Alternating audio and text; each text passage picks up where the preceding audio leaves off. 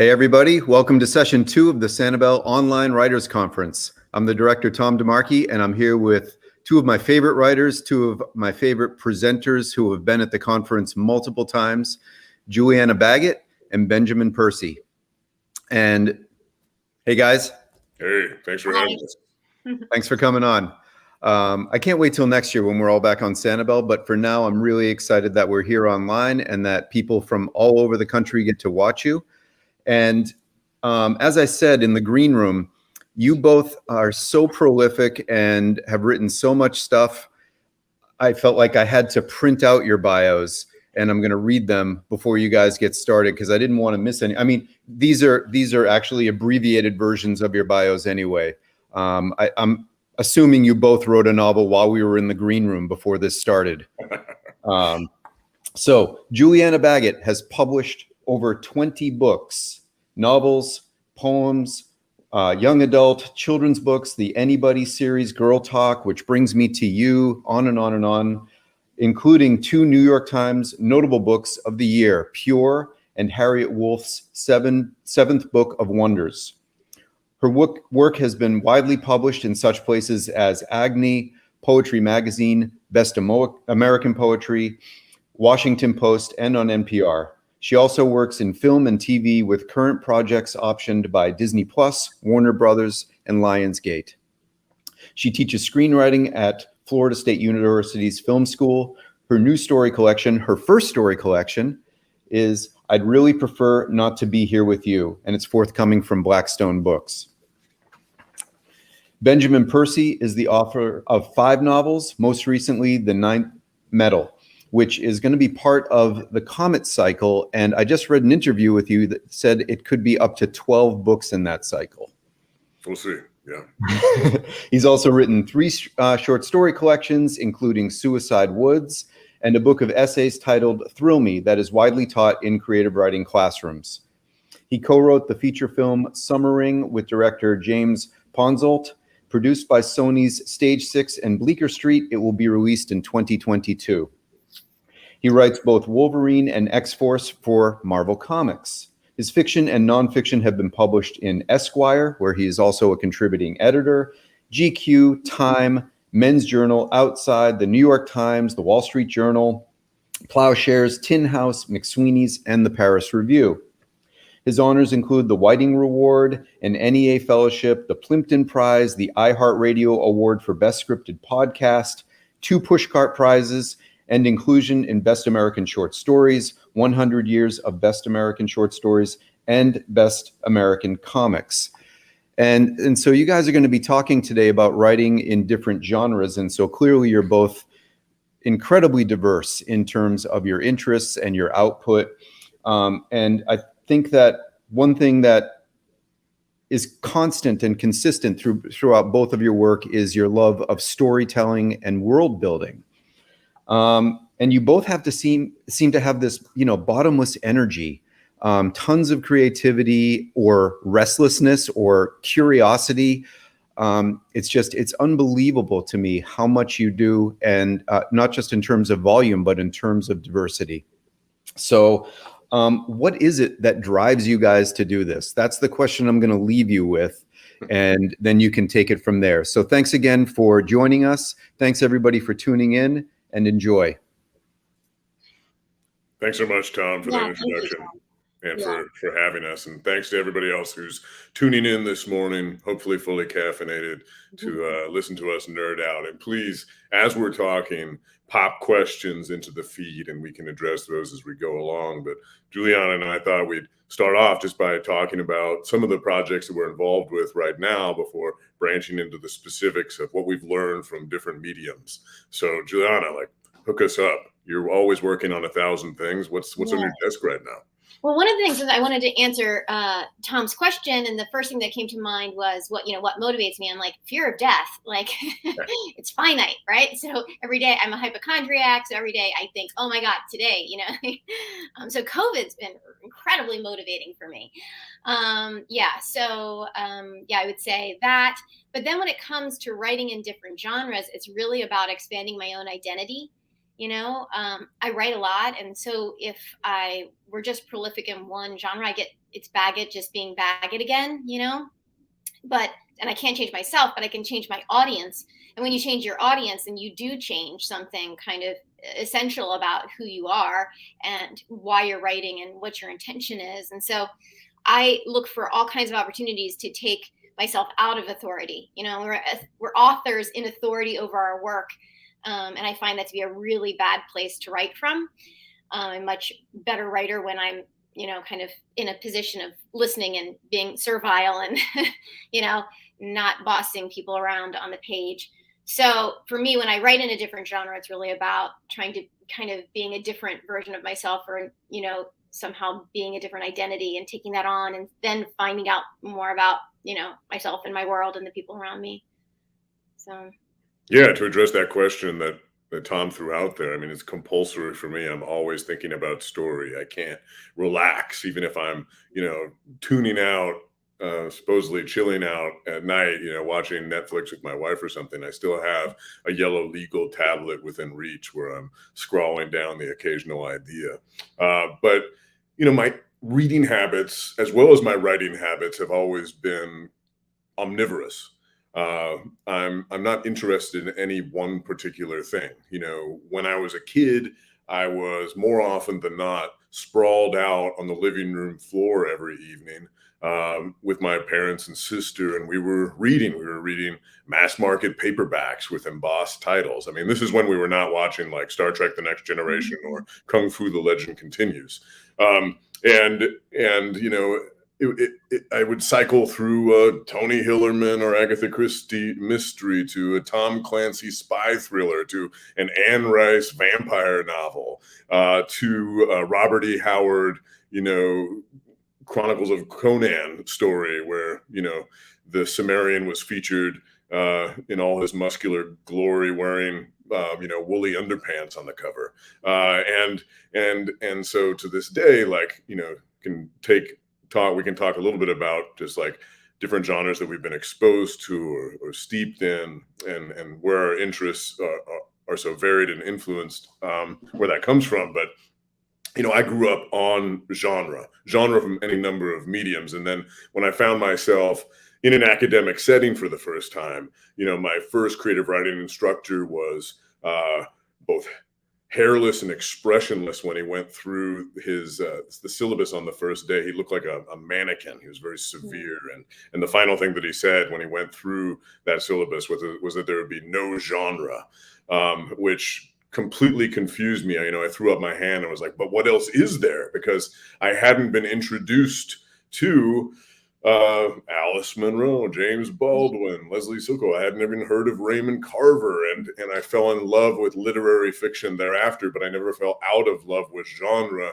And I sort of acquired over time a kind of hybridized vision of what storytelling could be, and that's ever expansive, and it expands into other mediums, not just short stories, which was my initial interest. And that I'm now writing podcasts, and I'm writing TV, and I'm writing film, and I'm writing comics, and I'm still writing short stories as well. But the thing is, and this is a thing that we can get into over the course of this conversation, is that every time another door opens, right? Every time I step into a new arena, like I find essentially a greater storytelling arsenal, different techniques that I can then bring back to those core things, those first things that I love so much. I'm a better short story writer. I'm a better essayist. I'm a better novelist because I write comics, because I write screenplays now.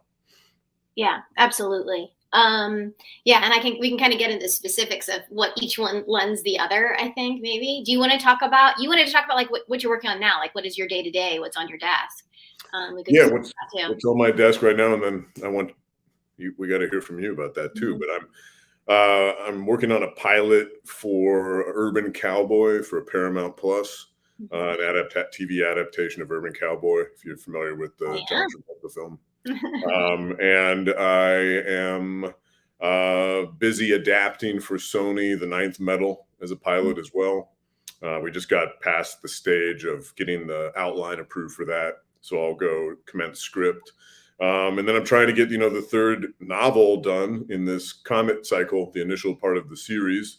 In addition to writing Wolverine and X-Force and Ghost Rider, I have this big nerdy Wolverine event this January where it's like 10 issues, 10 weekly issues. It's called the 10 Lives of Wolverine and the 10 Deaths of Wolverine. It's the biggest, craziest thing I've ever written. I have one more issue left before it's finished. So that's what's on my desk right now. That's great. And also, I think we should talk about how moving between projects actually makes you more efficient. For me, so yeah, and actually James Ponsoldt did an adaptation of Pure. He wrote a beautiful adaptation for Fox 2000 back in the day, and just I loved it. I mean, he's a gorgeous director, but also a gorgeous writer. Yeah, so right now, for the past like during COVID and a little bit before, I had some short stories of mine picked up with me doing nothing, just being completely passive, and people were, I was getting options and things like that. And then, development kind of went crazy with COVID, although production shut on that side. So then The Anybody's was picked up by Disney Plus, and then another book of mine with Warner Brothers. And so then I just decided, well, I want to do more, and I want to really not be passive, but really be incredibly active and intentional, trying to write short stories, doing big world building in a really small space. And so I just really was like, I'm writing a short story a week. Like, that's my job, and some of them are literary and not at all, but that was the one in front of me. So that's the one I had to write. And then some of them got much more, and some of them are very comedic, and some of them are horror and, kind of psychologically cathartic horror and stuff like that. And then, so then we went out with the first one, and that sold to Lionsgate, and there were a couple of people bidding. And then one went out I'd really prefer not to be here with you, is the short story that will be the collection. So that one went out in August, and I had new management because my guy left me. I miss him. But that went out and had 6 offers. So when that, we ended up, I don't know if I'm allowed to say. I'm not allowed. I can't remember which one's NDA and which one's not. But and some of them are still in negotiate. Well, most are done negotiating, but contracts are unsigned. That takes forever, as you know. But anyway, but there were a large number of bidders, streamers, major studios, all that stuff. So I made it, me and my, kind of manager, co-producer now really stop and think about my arsenal, because I'd really kind of built up this war chest over the spring. And so we just started going out. Like, the next one went out and it got multiple bids. And then we went out with 2, and they, they got multiple bids. And so we have, and then something went out again. And, I think we've sold, I know the one that I'm allowed to is Bezalev's company, Timur Membikov, who did Wanted and Roadside. So that's I'm doing that kind of things, but I'm also doing, streamers that, Netflix and chill kind of thing. Yeah. So, it's really interesting to think about what I've learned from being, I think it was Fincher who said, writing screenplays is editing time. And so it's really been interesting to me to take everything that I've learned from writing screenplays and to really practice that agility inside something that's really small. So certainly the short stories that I'm writing, they're this could be multi seasons, of a show, and the one we just are, negotiating now is literally 5 pages long. It is a 5-page short story. So I also teach pitching. So what I've learned in pitching too is, how to hit it. In some ways it is like a pitch, but told like the Virgin Suicides, so kind of taking, what I'm learning, from, very literary, all my stuff's very literary, even when I don't want it to be. It tends to, just do that, even when I'm trying to be commercial. But taking those and telling a really intimate story in a big world, or our world with a small twist, is a lot of the stuff that I'm working on now. So that's mainly what I'm doing, is I'm writing short stories, rewriting them, and now it's like the dead time we're about to go into. So over winter, I'll work on this slate for what comes out in the spring. Well, it's really interesting to think about the mutability of story, and that, here you are working on all of these different streaming projects, screenplay projects, but, it begins with the short story. which you said earlier to me was your first love, the thing that you've always wanted to put out was a book of short stories. And it's the same thing for me, that even though here I am, playing around in the Marvel arena, or here I am, writing a pilot for Paramount Plus or whatever. And short stories are what almost everything begins for me as, like there's something so crystalline and singular about them. They belong to you. But that's always too just a starting point, right? The stories, and we've seen this so many times before in the novel that began as a short story, right? You can think of that short story or that poem or that essay as a beginning. And it can become almost prismatic in the way that it can grow, and the way you can look at it from different angles over time. Yeah. So sometimes when I'm pitching them, because sometimes it's not obvious what it would be, but I'm saying, well, you can see how this is the end of the first act. You know what I mean? Or you can see how I mentioned this other person's thread, their story, like a little bit, but how they might get the second season, Right. Or you see this one little line, that's the actual show.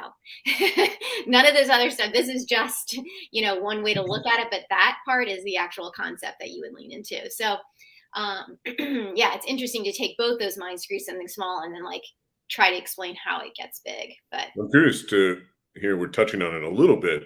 Maybe we could both talk about how things that we've learned from other mediums have come to make us better prose writers. You were talking earlier, you mentioned, I think, efficiency. Yeah. We'll rant about that. Yeah. I mean, I think that actually poetry, when you're in a poetry workshop and you think you've got all these great metaphors and you put them all down, and then, a good workshop leader will say, which is the best one? Just pick it. Just do one, And so to me, poetry and the screenplay have the most in common in terms of basically just looking at them. If you just look at them on the page, they both have a lot of white on them. You know what I mean? And so you're looking at things that are, pulling your eye to a very center.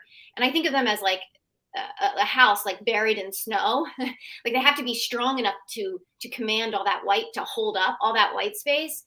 And for both the poem and the screenplay, it's visual. You know what I mean? A lot of that is visual work.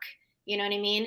And so, I learned a lot about just being very, kind of cinematic in a way, like just have one stain, have a visual stain. And then that I talk about visual stains a ton when I'm teaching screenplays and when I'm teaching poems, getting into the poem and getting out of the screenplay, both having those visual stains.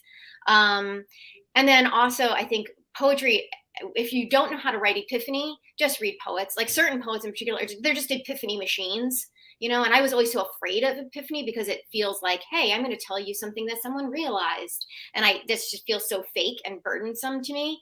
Although I realize things all the time. I'm not without realization. But yeah, so there's so many great things. And also when writing a poem, sometimes that's where I'm working on my own emotional beats of something. I'm working through something, and then I can just take that, pick it up, put it into fiction, screenplay, whatever, because I worked out something personally emotional there. So for me, screenplay is also like, you've established it, move on. You don't have to keep establishing, and the same thing with the poem. You've established it, move on. Whereas I think like in the novel, it's so long, you kind of have to keep establishing for people, in different ways.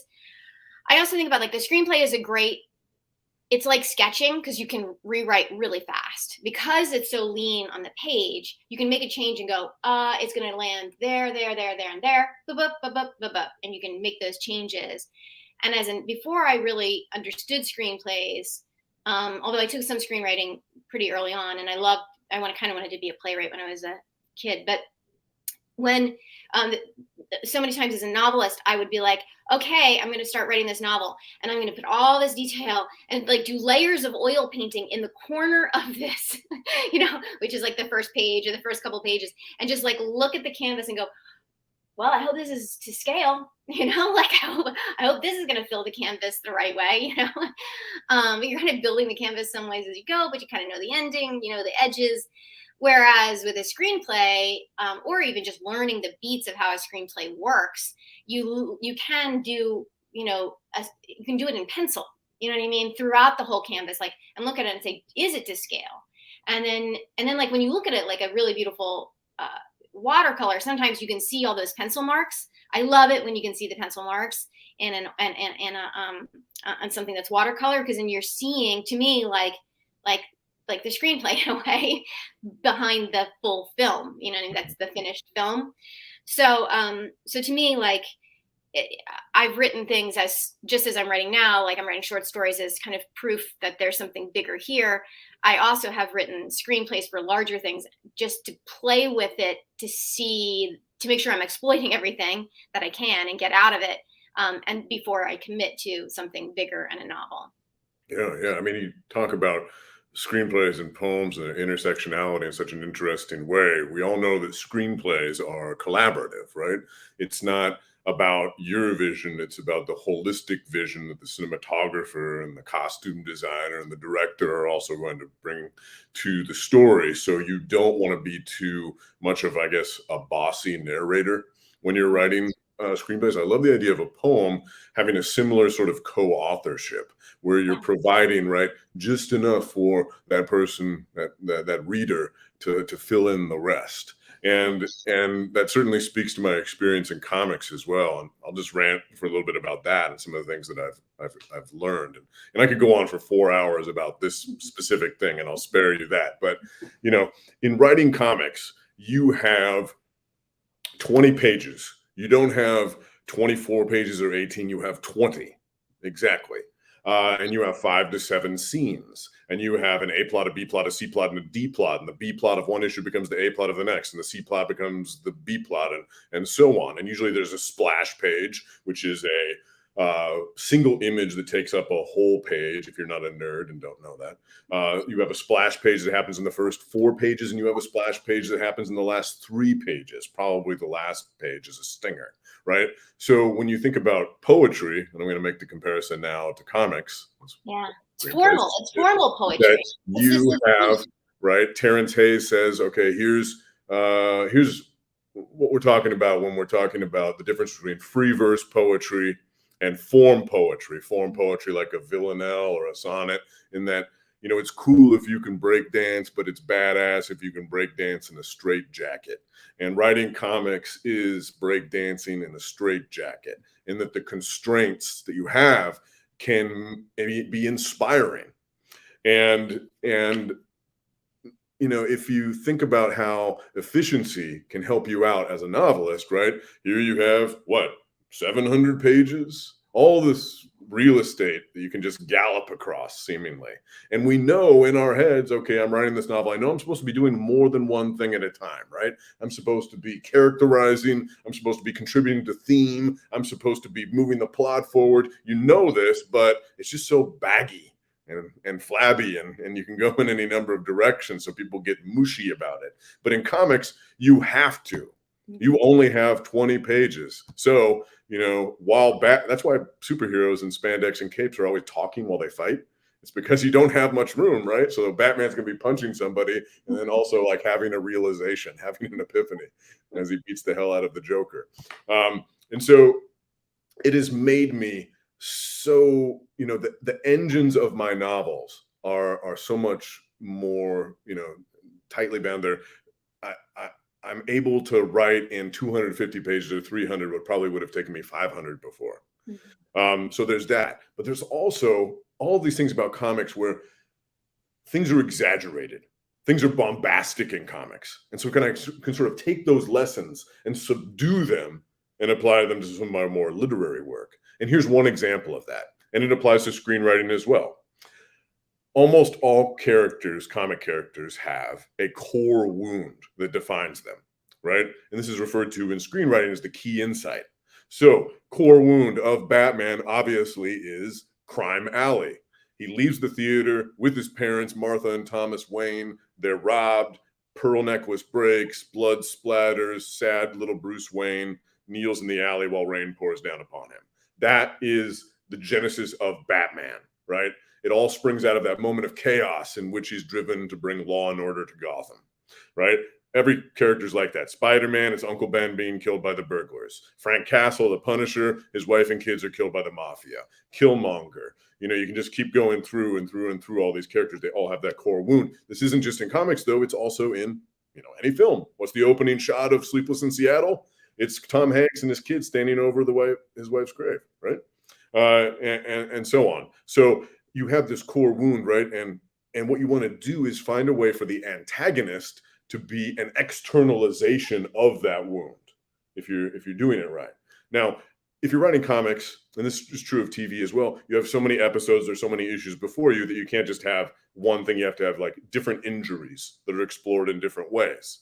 And most villains, and villain is an exaggerated word, right? But think of it in fiction as your antagonistic force. Okay, so let's say most villains, most antagonistic forces are either an opposite or are a dark mirror of your hero and their problems.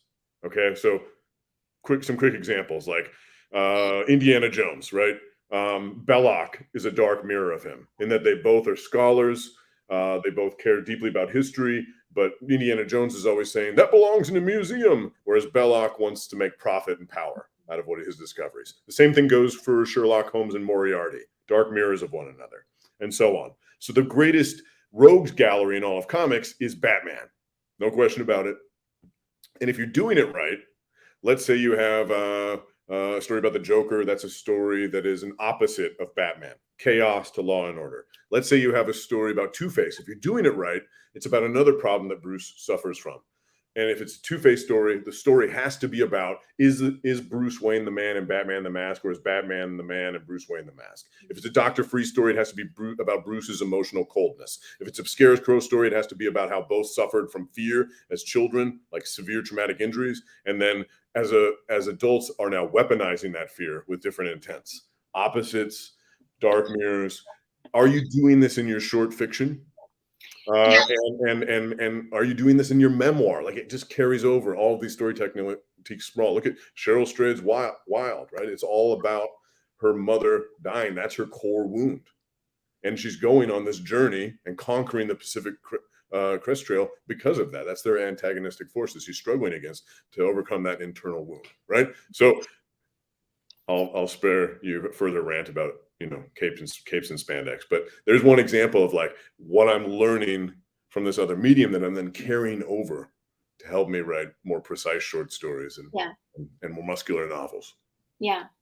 And I say too, like now when I'm trying to teach I teach at Florida State. I think he mentioned that, and I teach screenwriters there.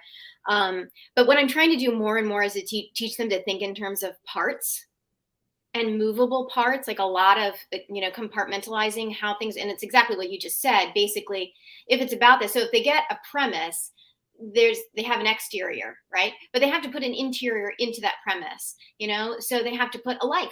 Yeah. So who is, so that you came up with this great, cool idea, you know, that you could totally pitch, but you're not even close to having actually done anything, you know? What are you going to do with that idea? So you have this premise and you go, okay, now I have to put a life in there. I'm going to put a woman's life in there. And then I have to say, well, what would her life be like? What would her issues be that they bounce off of the premise in ways that are actually going to get the most out of the idea, but also the most out of this particular person in this particular situation. Yeah. And then when you're looking at theme, and theme is something that I struggle with so much because I don't really believe in it in terms of realistically how I live my life. I don't live my life with a theme. Things don't come to me.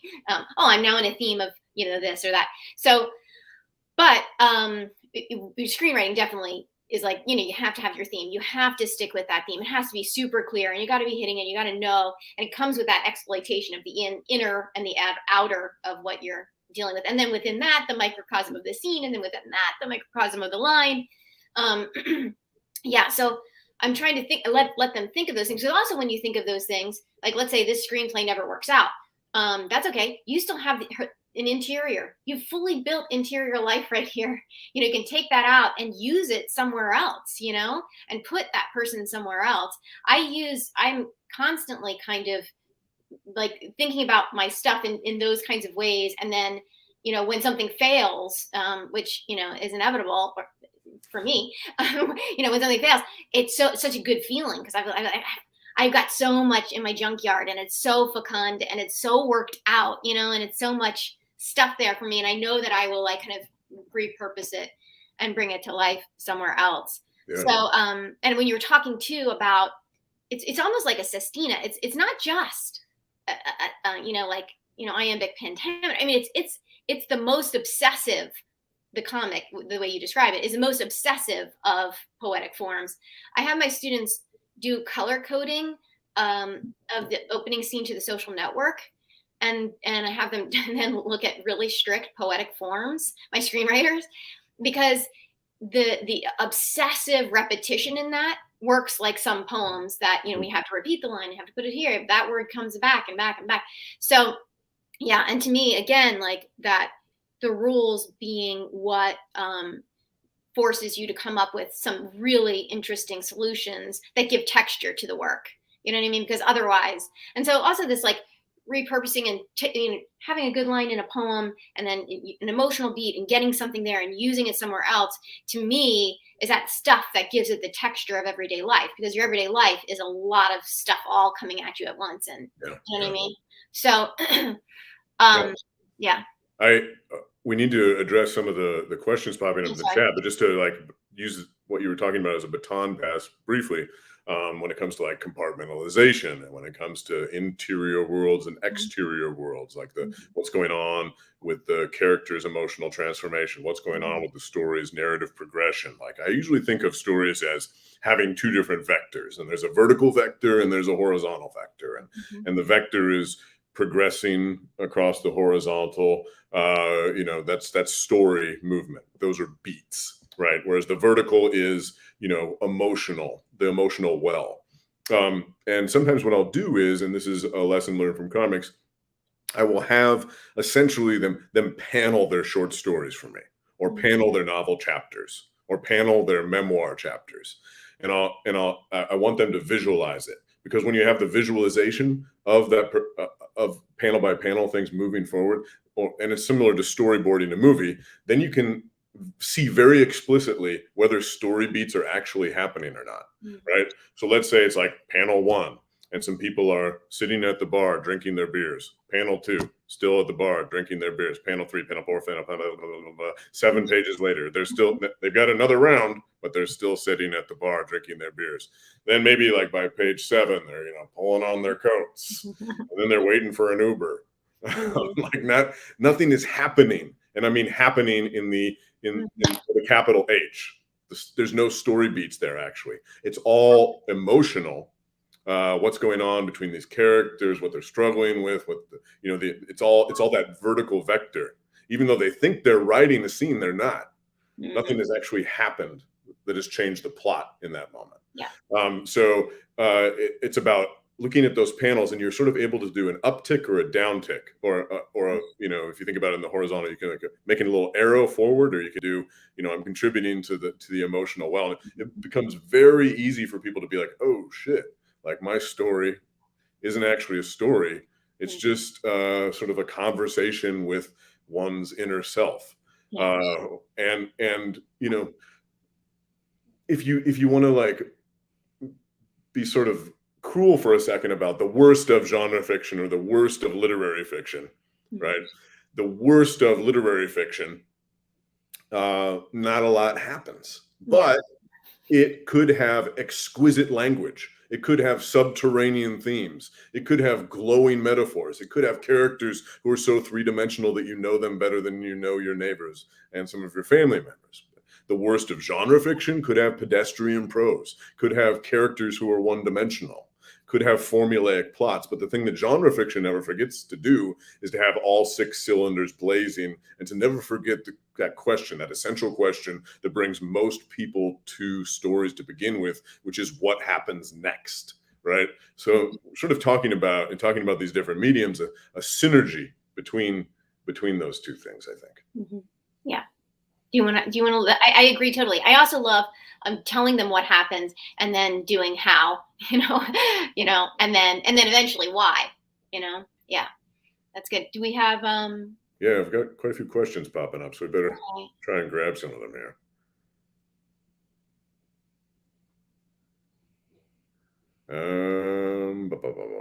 There's some They just popped one up. When writing comics, how do you? I'd also like to know if you have books on comics, comic book writing that you suggest. But anyway, when writing comics, how do you condense the story you want to tell into the necessary length to fit with an S? Yeah, yes. Well, you know, when you were talking before about the mutability of stories, um, it becomes very relevant to the answer to this question. And that oftentimes I'll try something out in one arena, and then it ends up belonging to another. Yeah.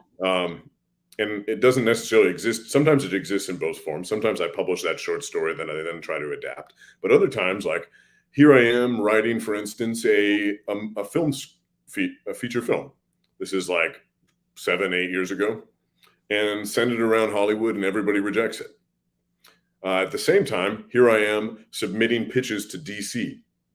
This is like as far back as 2009, even, and getting rejected and getting rejected and getting rejected. And then Mark Doyle, who was then the editor of Vertigo and became the editor of the Back Group, says, okay, I've got a 2-issue opening on Detective Comics with Batman. What do you got? I take the screenplay, I break it down, pull this one character out, put Bruce Wayne in. That becomes my debut comic. Yeah. Right? The same thing happened in a sort of flip situation where I was pitching DC and pitching DC and pitching DC, and I pitched this massive 30-issue series called Red Moon, and it was promptly rejected by Vertigo, but it became sort of my breakout novel as Red Moon really changed the game for me. So it's like a failure on one thing, you pivot out of that wreckage and find the turn within. And so just over time, when it comes to like, how do you figure out the structure of a comic? How do you contain the story therein? It's hard for me to explain right now because it's become more instinctual. But in general, let's say a five issues of comics is equivalent to a novel.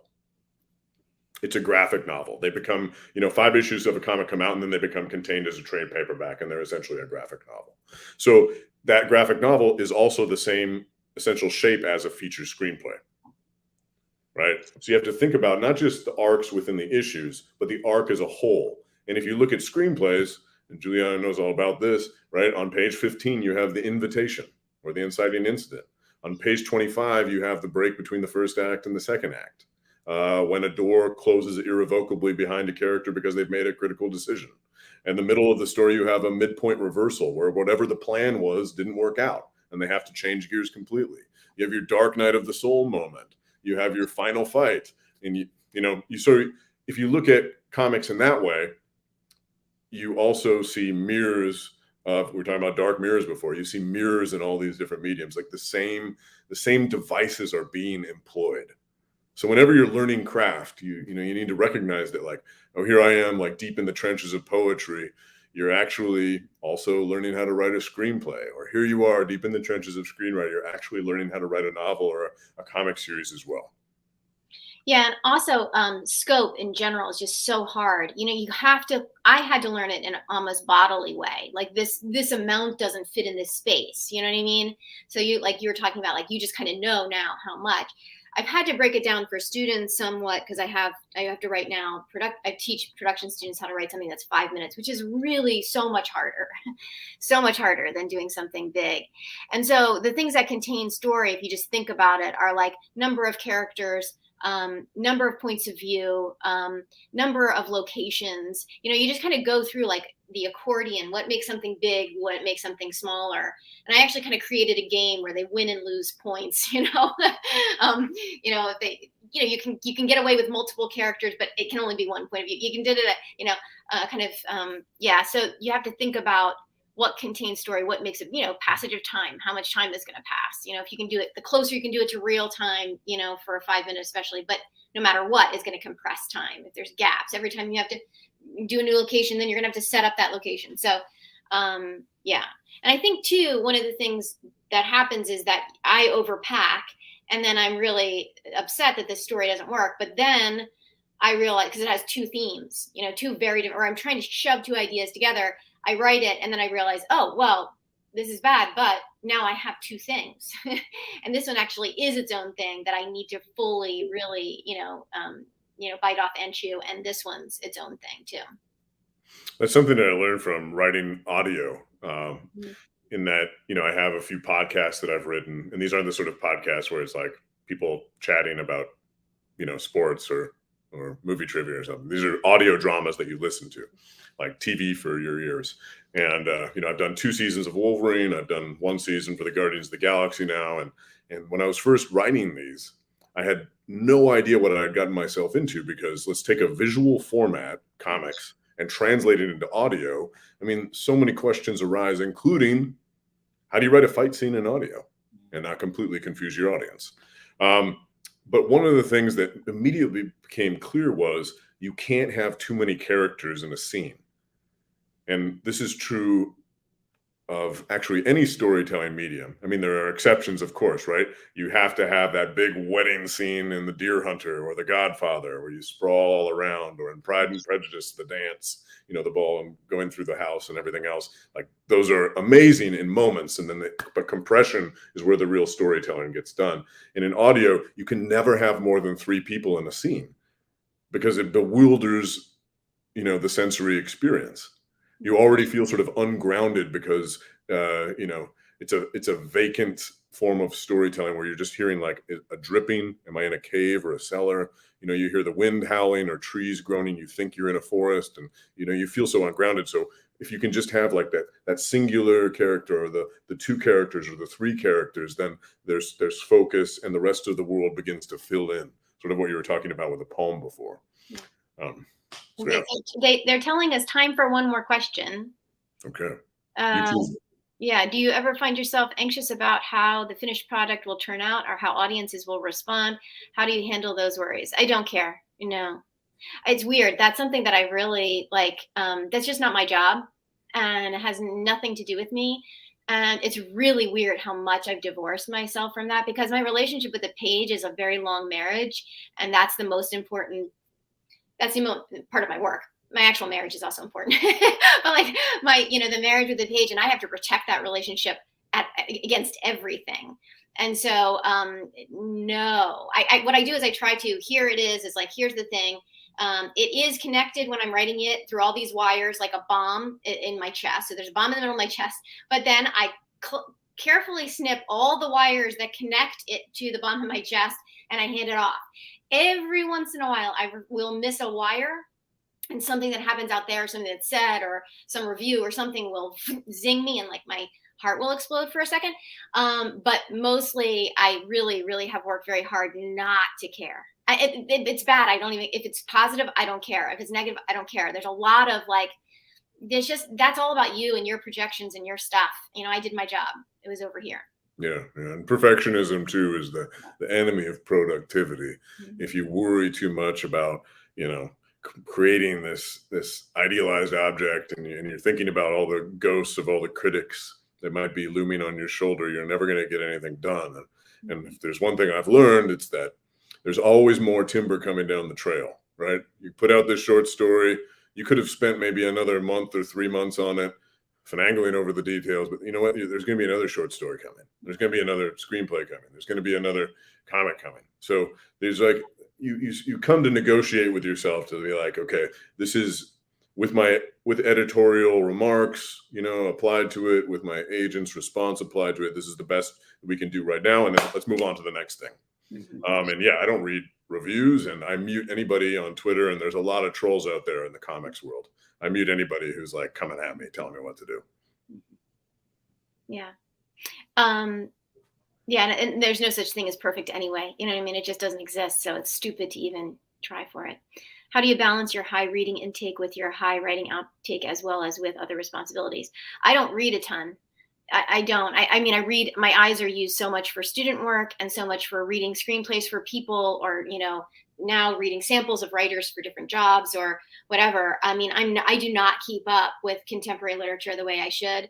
And then I also, I'm also supposed to be watching film and television. I always feel like I have this huge reading list behind me, but it's almost never something that I want I'm, doing for pleasure. It's all pleasurable, but I'm, but yeah, in terms, I have a whole thing on efficient creativity, and it's more about how I'm writing all the time, and how my most important writing is when I'm not writing, when I'm not at the desk. And so it's called, there's the first thing is free on SoundCloud anyway. So I forget, it's called Efficient Creativity, the audio series. So I have tons of thoughts in there. Yeah, and I end my day with reading. So it's my way of my brain always feels like a ball of twisting centipedes by the end of the day. So reading is the way that I just sort of like slip into sleep into a more relaxed mode. So I try to spend an hour or two every night reading. Well, if I'm doing reading for pleasure, it's going to be like neurological books, or, medical mysteries, or, I mean? Like, I like nonfiction too, because everything else seems like a busman's holiday to me at some point. And then it always works its way back into my stuff. So, yeah. All right. Well, I think we are about out of time. We were told to wrap it up around the 45 minutes. So thank you, Sanibel, for having us as part of the conference. We look forward to returning in person and eating some oysters and hoisting some tropical drinks with you. And thanks to everybody else for hanging out for this morning discussion. And best of luck to you with your own writing. Yeah. And thanks to all the people behind the scenes, because there's a bunch of people behind the scenes that make this thing happen. So thanks to Tom and everybody who's forward facing, but also thanks to everybody back there who's, making it smooth and getting your questions in.